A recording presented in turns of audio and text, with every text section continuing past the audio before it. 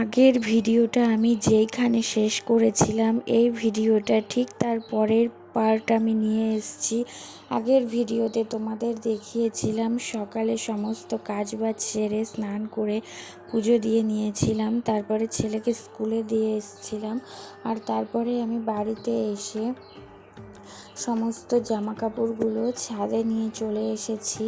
আর ছাদে এসে এক এক করে জামা কাপড়গুলো সব মেলে দিচ্ছি। ছাদে এখন প্রচণ্ড তাপ, আর রোদের কারণে জামা কাপড়গুলো কিন্তু শুকাতে আর বেশি সময় লাগে না এখন। আজকে আমি শীতের জামা কাপড় অনেকগুলো যেগুলো ছিল আর লাগবে না, ছেলের 2-3টে সোয়েটার থেকে শুরু করে আমারও কিছু শীতের জামা কাপড় সমস্ত কিছুই ধুয়ে কেচে নিয়েছিলাম। আর এখানে ব্ল্যাঙ্কেটের কভারটাও কেচে নিয়েছিলাম।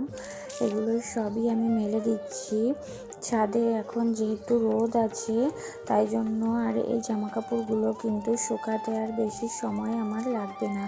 হ্যালো এভরিওয়ান, কেমন আছো তোমরা সবাই? আশা করছি সবাই খুব ভালো আছো, সুস্থ আছো। আমিও কিন্তু বেশ ভালোই আছি। আমার নতুন একটা ভিডিওতে তোমাদেরকে স্বাগত জানাই আর জানাই অনেক ভালোবাসা। ছাদ থেকে চলে এসেছি, এবারে শুরু করে দিয়েছি রান্না বান্না। ছেলে এখনও স্কুলে আছে, ও স্কুলে থাকতে থাকতে ভাবছি রান্নাবান্নাগুলো কমপ্লিট করে নেব। আজকে রান্না হবে মোচার তরকারি আর ডিমের ঝোল। তো সেই কারণে আমি মোচাগুলোকে সিদ্ধ করে নিয়েছি, এদিকে আলুগুলো সব কেটে নিয়েছি, আর তারপরে বড়িগুলোকেও ভেজে নিলাম। মোচার তরকারির ভেতরে আবার একটু বড়ি দিয়ে করলে কিন্তু খুবই ভালো লাগে। এগুলো আমার ঘরের বড়ি, আমি এগুলো সব নিজে হাতে দিয়েছিলাম। বলতে বলতে দেখো আমার মোচার তরকারি কিন্তু প্রায় রেডি হয়ে গেছে, রান্না করা কমপ্লিট হয়ে গেছে। আর এদিকে আমি ডিম আর আলু সিদ্ধ করে নিয়েছি, আর হবে ডিমের ঝোল। আর দেখো মোচার তরকারির ফাইনাল লুকটা কেমন সুন্দর হয়েছে দেখতে, খেতেও কিন্তু খুবই স্বাদ হয়েছিল। আর এদিকে আমি ডিম আর আলুগুলোকে সব সিদ্ধ করে নামিয়ে নিয়েছি, সেগুলোই এখন ডিমের খোসাগুলো আমি ছাড়িয়ে নিচ্ছি।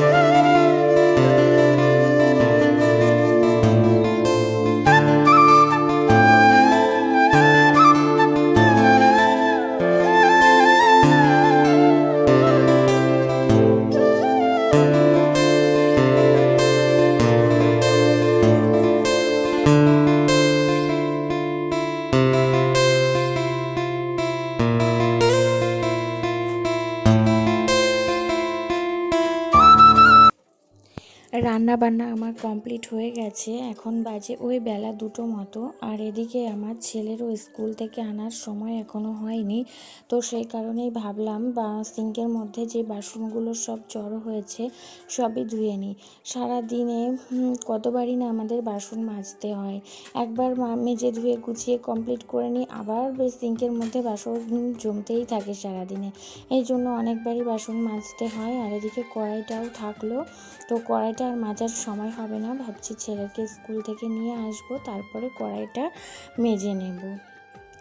আজকের ভিডিওটা তোমাদের কেমন লাগলো সবাই কমেন্টে জানিও, ভালো লাগলে একটা লাইক করে দিও, আর চাইলে তোমরা আমার চ্যানেলটাকে সাবস্ক্রাইবও করে নিতে পারো। এদিকে দেখো আমি কিন্তু কড়াইটা সিঙ্কের মধ্যে নামিয়ে রেখে দিলাম, আর এদিকে গ্যাসটাও মুছে নিচ্ছি। রান্নার পরে রান্নাঘরটাকে কমপ্লিটলি পরিষ্কার না করলে আমার একদমই ভালো লাগে না। রান্নাবান্না করে আমি একদম চেষ্টা করি সব সময়ই রান্নার জায়গাটাকে ক্লিন করে নিতে। আজকের ভিডিওটা কেমন লাগলো সবাই জানিও। দেখা হচ্ছে নেক্সট কোনো ভিডিওতে।